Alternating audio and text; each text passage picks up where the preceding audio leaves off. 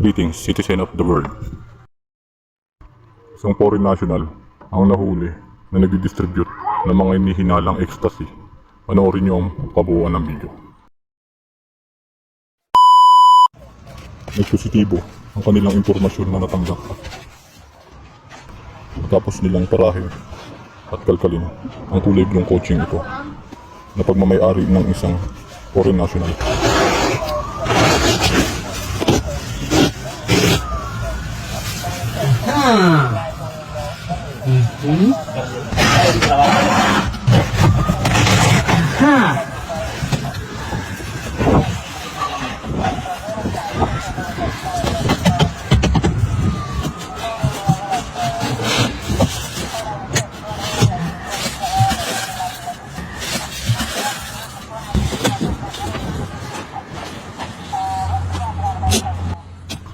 Tumambat sa kanilang harapan ang hinihinalang ecstasy matapos silang sirain at galugarin ang loob ng kulay blong sasakyan na to na pagmamayari ng isang foreign national.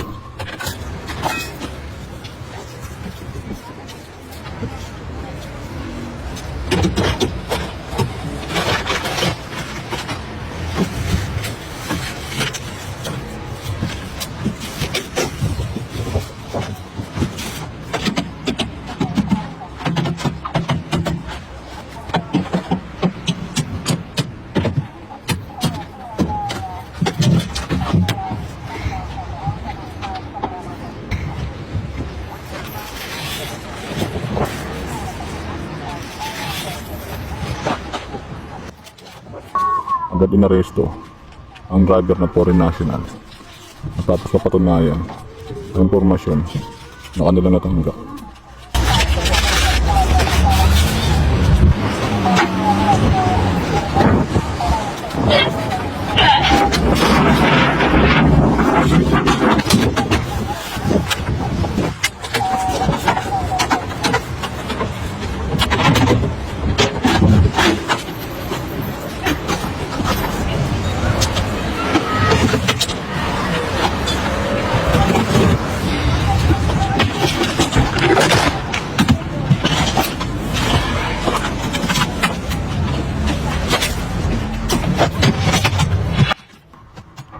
Hanggang dito na lang po. At maraming salamat sa panonood. Huwag pong kalilimutan mag-subscribe, click ang notification bell, at pakilike na rin po.